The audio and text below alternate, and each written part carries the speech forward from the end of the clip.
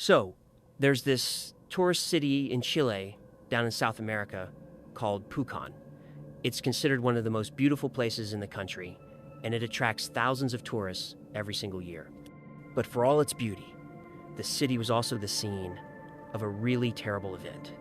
An event that led Antonia Barra, who was just 20 years old, to give up her own life. This is one of those cases that had a huge impact all throughout Chile. I mean, it sparked a wave of protests across the country and even resulted in a whole new law being created. Antonia Barra was born in a city in Chile, South America. She was the daughter of Alejandro and Marcela Barra, who, besides her, also had 4 other children. The family lived in Temuco, which is a Chilean city with a population of over 220,000 people. And by all accounts, Alejandro and Marcela worked really hard to make sure their children had a good quality of life. Antonia was described by her family and her friends as a cheerful, hardworking, and very intelligent young woman. She was also very close to her family. Ever since her teenage years, Antonia had been a real source of pride for her parents. At the time this all happened, back in 2019, Antonia was 20 years old and had been studying engineering for 2 years. Her classmates and professors described her as a smiling and really dedicated young woman. Antonia had this great ability to make friends, and in a way she was quite popular. Not only that, but her name was listed on the college honor roll, which was reserved for only the most diligent students. But before we dive in, do me a favor, drop a comment below and let us know where you're watching from, what time it is over there, and what the weather's like. And if you haven't already, go ahead and hit that subscribe button. It really helps. All right, let's get into it. Antonia had a lot of dreams. One of them was to study in the United States so she could become fluent in English. Then, in September 2019, Antonia got an invitation from friends to go spend a holiday with them in Pukon. And Pukon, like we said, is a tourist city that's considered one of the most beautiful in Chile. It's the perfect destination for people who are into nature-related sports, things like hiking and kayaking. The city also has several natural hot springs and a wonderful view of the Great Villarrica volcano. So Antonia's friends told her that they had planned to spend September 18th and 19th in Pukon. These dates fell on a pretty significant historical holiday in Chile, one that celebrates the formation of the country as a nation-state. A lot of people take this holiday to travel, and Antonia's friends were no exception. After she got the invitation, Antonia called her parents and asked them what they thought about her going to Pukon with her friends.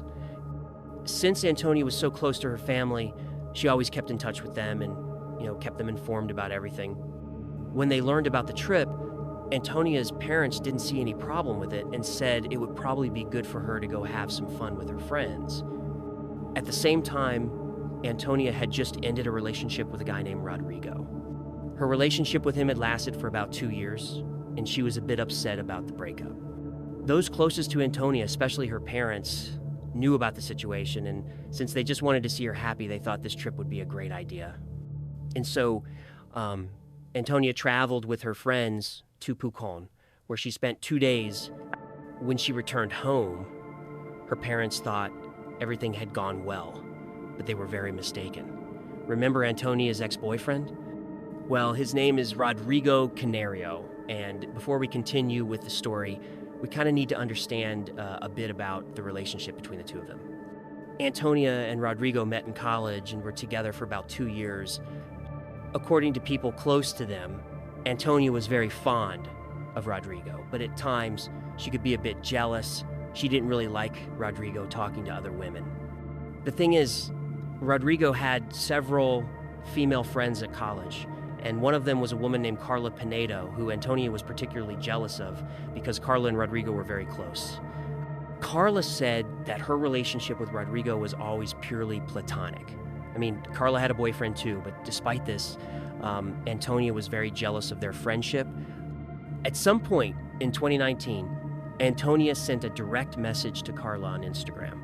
In it, she said that she wouldn't interfere with their friendship anymore because she and Rodrigo were breaking up.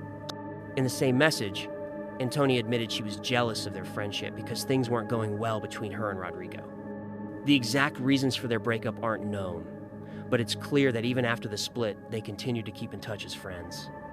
Some close acquaintances even suggested there was a strong possibility of them getting back together, but that never happened. Regardless, Antonia and Rodrigo still maintained contact, and this is an important point in the story we'll get to later. So, returning to Antonia's trip, when she got home after the holiday, it seemed like everything was fine, but at college, some people started noticing something unusual about her. Antonia appeared to be a bit depressed, and she was avoiding contact with people. She missed some exams and also submitted blank assignments. She was no longer the exemplary student she once was. Of course, Antonia's friends noticed this drastic change in her personality, but whenever they asked if everything was okay, she'd just say yes and avoid any more questions. This behavior went on for weeks, and whenever she interacted with her family, she was able to mask her true feelings so well that no one noticed anything different about her. Almost a month later, on October 12th, Antonia's parents had a planned trip, and they were going to be out of the city for a few days. Antonia chose to stay home, so her mother suggested that she invite a friend over to keep her company. Antonia called a friend named Francesca Duran, who she always affectionately called Fran. They had been friends for a long time, and Francesca mentioned that on the day they were together, she also noticed that Antonia seemed depressed. When Francesca asked why, Antonia told her she had received some pretty harsh messages from her ex, who had even cursed her out. Francesca asked why he seemed so angry, and Antonia explained that Rodrigo, her ex-boyfriend, had gotten jealous because of a photo she posted on social media that showed her with another guy. Francesca advised her friend to just ignore it, since they had already ended their relationship, and it really made no sense for Rodrigo to be jealous. After spending 2 days at Antonia's house, Francesca had to return home at her mother's request. Antonia asked her friend to stay just one more day, telling her she still felt very depressed. Francesca asked her mother if she could stay another day at Antonia's house, but her mother said no. However, she did suggest that maybe Antonia could come and stay at their house.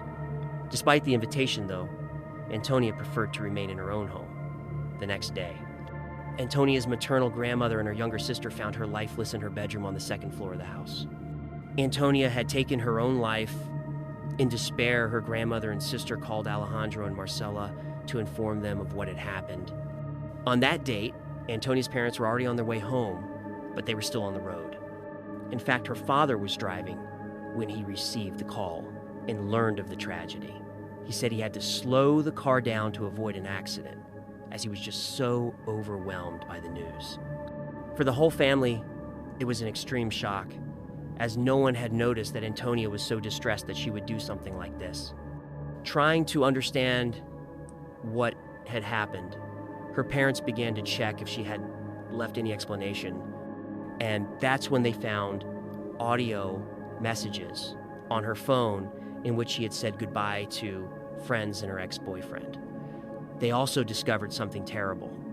Antonia had been the victim of forced intercourse during the trip she took with her friends about a month earlier to the city of Pukon.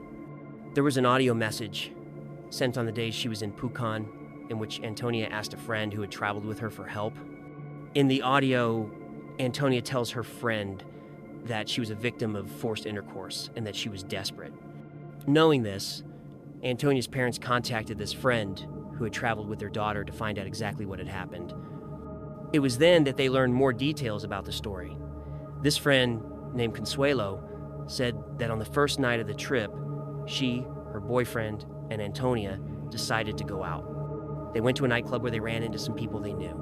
Some of these friends were classmates from college, while others were just mutual friends of Antonia and Consuelo. They danced and drank for a while until Consuelo decided to leave with her boyfriend. They even invited Antonia to leave with them, but she was having a great time and didn't want to go at that moment, saying she would leave later. The last person Consuelo saw Antonia talking to was a man named Martin Pardenas, who was 28 years old. After that, Consuelo and her boyfriend went home. Antonia had known Martin for some time. It's not totally clear how they met. Some sources say they went to the same school, while others claim they lived in the same city and had friends in common. In any case, there were comments from Antonia on Martin's social media photos that went all the way back to 2015. After spending a few more hours at the nightclub, Antonia left the place, accompanied by Martin. A mutual friend of Antonia and Consuelo called Consuelo to let her know that Antonia seemed a bit unwell when she left with Martin, as if she were very drunk. This happened around 7 a.m., the morning after the party. Consuelo sent messages and tried to call Antonia, but she didn't respond or answer the calls. Only after a few hours did Consuelo finally get a response from her friend. Antonia sent several messages to Consuelo, but these messages were completely confusing with incorrect or incomplete words, as if Antonia were out of touch with reality. After several confusing messages, Antonia managed to write a phrase that Consuelo could understand. Antonia wrote that she was in some sort of cabin, a chalet like the ones many tourists rent when they go on vacation in Pukon.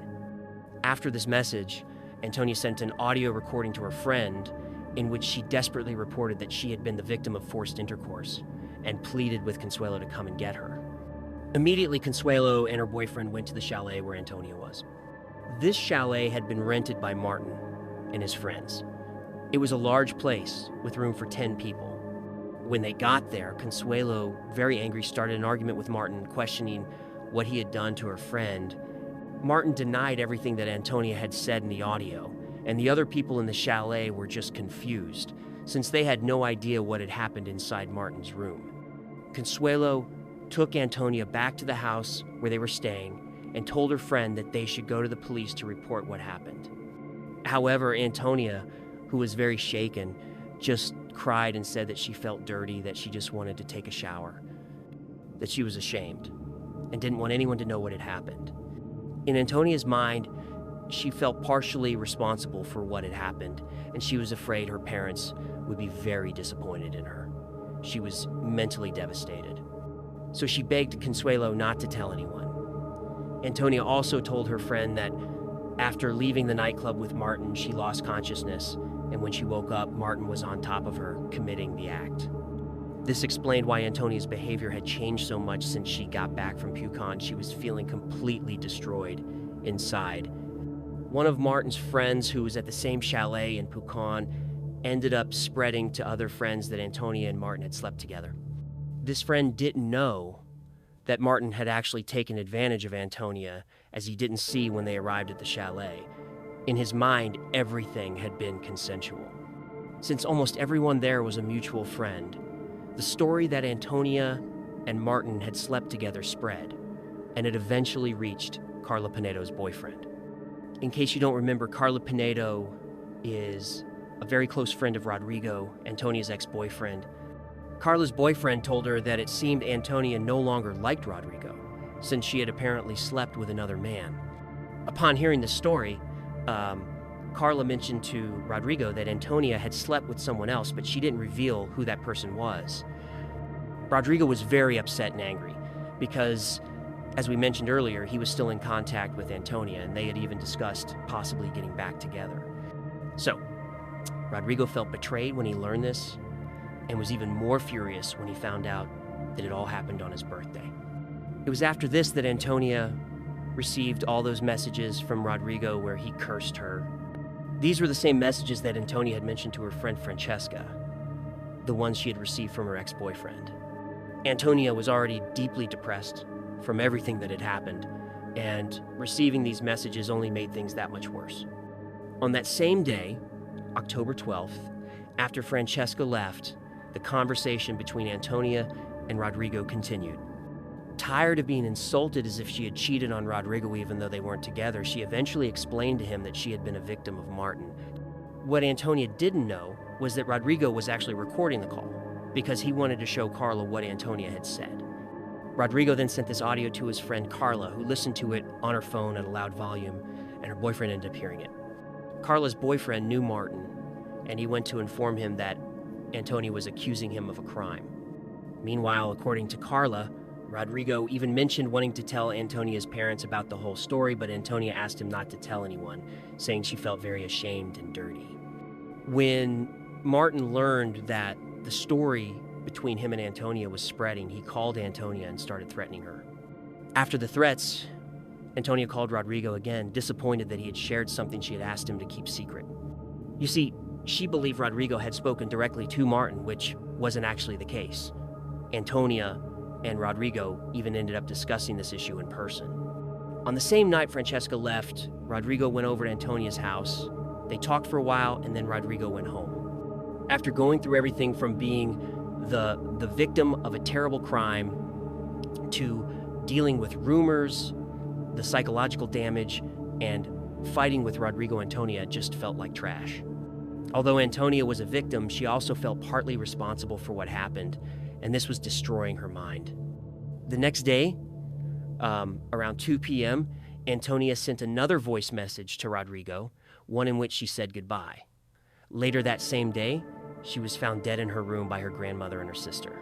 After learning about the entire situation, Antonia's parents decided to go to the authorities and report what had happened. Soon after, the media was informed and the story became public knowledge. This caused a huge outcry all across Chile, leading to numerous protests demanding justice, both in the streets and on social media. While the authorities did their part, Antonia's family began preparing for her funeral. Antonia was buried in a cemetery in the city of Temuco. The farewell ceremony was attended by dozens of people, including family, friends, and her university colleagues. Amid all this, other women started coming forward, claiming they had also been victims of Martin. Many said they hadn't reported him earlier because of shame, but after learning about Antonia's case, they gathered the courage to speak up. This story revealed that Martin had acted as a true predator throughout his life, having preyed on several victims. Accusations came out against him for crimes committed in 2010, 2012, 2013, 2014, and 2018. There were even accounts from his childhood.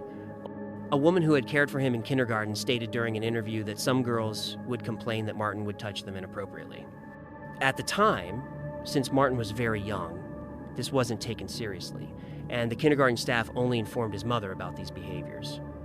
In a public statement, Chilean authorities said they believed Martin had more victims beyond those who had already come forward. They urged women not to feel ashamed, as they were the victims, and they emphasized that their testimonies and accusations were crucial in keeping a criminal like Martin behind bars. Initially, Martin denied all the accusations. He claimed that he and Antonia were both very drunk, and because of that, he didn't remember anything. As for the other women who accused him, he maintained that in all of those cases, everything was consensual. Soon after, while the case against Martin was ongoing, his own defense attorney came across a video showing Antonia and Martin walking together on the day of the incident. The attorney argued that the video proved Antonia was with Martin voluntarily, and not because she was forced. However, in the video, which was recorded by a local security guard, Antonia appeared visibly disoriented and had difficulty walking, as if she were extremely drunk or had been drugged. It was clear that Antonia was not well, and even if she had tried to escape from Martin, she wouldn't have been able to. Beyond that, Antonia had told Consuelo that shortly after leaving the nightclub with Martin, she lost consciousness, and when she woke up, he was already on top of her, committing the assault. It was pretty evident that after this video was released, many people realized just how poor of a state Antonia was in. The evidence that was intended to help Martin's defense, it ended up becoming evidence against him. In the following days, the court prohibited Antonia's family from posting on any social media or discussing the crime Martin had committed. They were also required to delete all the posts they had already made about the case. Meanwhile, Martin recorded a video presenting his version of the story. In the video, which was posted on YouTube, Martin claimed he was innocent, but he seemed to lament the fact that no one believed him. During the investigation, the police discovered that Martin had deleted over 14,000 photos from his computer. Additionally, When the police requested his cell phone for examination, he claimed that the device had broken and that he had thrown it away. The first trial of Martin Prodenas took place in 2020. During this trial, all the previous allegations against the defendant were dismissed as evidence. The argument for this was the lack of concrete proof that Martin had indeed committed these crimes, apart from the testimonies of the women who accused him. Because of that, only Antonia's accusation was considered. At the end of the trial, it was decided that Martin would remain under house arrest until more investigations could be done. He was prohibited from leaving the country or going anywhere near any of the victims' family members. This decision was not taken well by the public or even by other lawyers and judges, and it led to a new wave of protests across the country, even during the quarantine. After a lot of public pressure, the appellate court responded to a request from the prosecution. They revoked Martin's house arrest and ordered his preventive detention instead, arguing that he posed a danger to society. On top of that, the prosecution was successful in getting the accusations made by the other women against Martin recognized. In February 2021, Martin's phone was found. An analysis of it revealed photos of him displaying women's underwear. According to the authorities, Martin took these photos of women's underwear as trophies after he went out with them. In March of that same year, the over 15,000 deleted files from Martin's computer were recovered. Among these files, the police found photos of underwear, images of semi-naked women, and videos and audio related to drug use and production. The police report was nearly 400 pages long, and it included statements from victims and witnesses. In June of 2022, the Temuco Criminal Court began hearings that were expected to last for more than a month. During this time, the prosecution presented a whole series of evidence, expert testimonies, and witness statements, security camera footage, and that video recorded by the security guard, the one showing Antonia and Martin walking towards the shallow air presented during the trial. In all of these recordings, it was evident that Antonia was clearly unable to move on her own, which indicated that she was out of it and that Martin took advantage of this. During the trial, the theory was raised that Martin might have drugged Antonia by putting something in her drink. If this could have been proven, it would have complicated Martin's situation even more, because it would show that he had premeditated the crime. But even though this theory made sense, authorities were never able to prove it, and so it just remained a theory with no real relevance in the trial. In August 2022, Martin Prodenas was sentenced to 20 years in prison for all of his crimes. On December 29th, the Supreme Court of Chile accepted the defense's appeal against the trial's outcome. It was then decided that a new trial should be held. In March 2023, Martin's defense team withdrew from the case, which was then taken over by the Public Defender's Office. In April of that year, the new trial of Martin Prodenas began. During this trial, Martin waived his right to remain silent and chose to present his version of events. According to him, the crimes were committed while he was under severe alcohol intoxication, and for that reason he couldn't be held responsible like a normal person. This argument, as you can imagine, was not accepted by the court, and in July 2023, Martin Prodenas was found guilty of all charges. He was sentenced to 17 years in prison. Considering the time he had already served, he will have to serve an additional 14 years. The case of Antonia Barra was one of the most talked about in Chile. As a result, a law known as the Antonia Law was enacted, which ensures that anyone who induces another person to take their own life will be punished with imprisonment. Unfortunately, in 2024, the Barra family suffered another tragedy. Sebastian Barra, one of Antonia's older brothers, passed away after an accident while he was heading to work. On social media, Carla Barra, one of Antonia and Sebastian's sisters, wrote that Sebastian had the most beautiful and pure heart she had ever known, and that he was now in the company of Antonia. The case of Antonia Barra is a sad reminder of the importance of listening to and supporting those who are going through tough times. Justice was served with Martin Prodenas' conviction, but Antonia's tragedy and the recent loss of the Barra family show that the pain doesn't just end with a sentence. So, When you really step back and look at the whole story of Antonia Barra, you see it's about so much more than just a single terrible crime. I mean, it's about what happens afterward. The echoes and the ripples that spread out and touch everyone. You start with this bright young woman, someone who is just so full of life and dreams. She was a top student, she was close with her family, she had this whole future ahead of her, and then a single trip, a single night changes everything. The act itself, the assault by Martin Perdinas, was like the stone thrown into the water, but it's the ripples that came after that truly show the depth of the tragedy. One of the most difficult parts of this whole thing is just seeing how the story got twisted almost immediately. It wasn't just that Antonia was dealing with the immense private trauma of what had happened to her. The narrative was taken from her. A friend of Martin's, who wasn't even aware of the assault, started a rumor that they had just slept together. And that rumor spread like wildfire through their group of friends. And it's a really stark reminder of how social dynamics can become a weapon. In a way, Antonia became a victim twice. First, of the physical assault, and second, of the social assault that followed, which painted her as someone who was unfaithful to her ex-boyfriend, Rodrigo. And that's where you see the pressure just build and build on her. Rodrigo's reaction, fueled by this incomplete false story, was to lash out.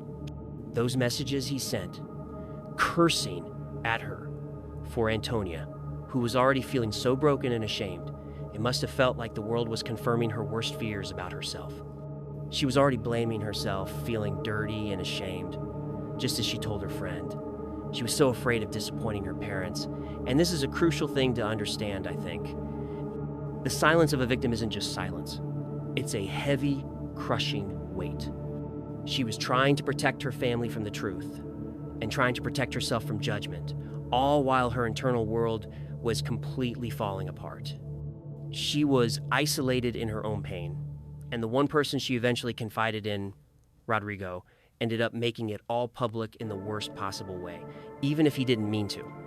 But then, after the tragedy of her death, the story shifts again. It becomes about her family's fight, a fight to uncover the truth she couldn't speak about herself. And what they found, those audio messages on her phone, finally gave a voice to her suffering. The public reaction was massive. People all across Chile took to the streets, demanding justice. It shows you that while one person's voice might be silenced, a collective voice can become a roar. And it was needed because the justice system at first seemed to falter. When Martin was initially given just house arrest, there was this sense of outrage, a feeling that this predator was being protected. It took that sustained public pressure, that refusal to let Antonia's story be forgotten, to push the courts to finally take it seriously, to see Martin for the danger he was. And of course, the most powerful moment in that fight was when other women began to come forward. Women who had carried their own stories of being victimized by Martin, some for over a decade. They saw what happened to Antonia, and in her story, they found the courage to speak their own truth. It revealed Martin for what he was, a serial predator who had been hiding in plain sight for years. The pain doesn't have an expiration date. So the real moral of this story, I suppose, is about listening. It's about seeing the people around us, really seeing them, and creating a world where shame doesn't have the power to kill. It's a lesson in believing victims, in understanding the immense courage it takes to speak up, and in recognizing that the fight for justice is often long, difficult, and doesn't always bring the peace we hope for.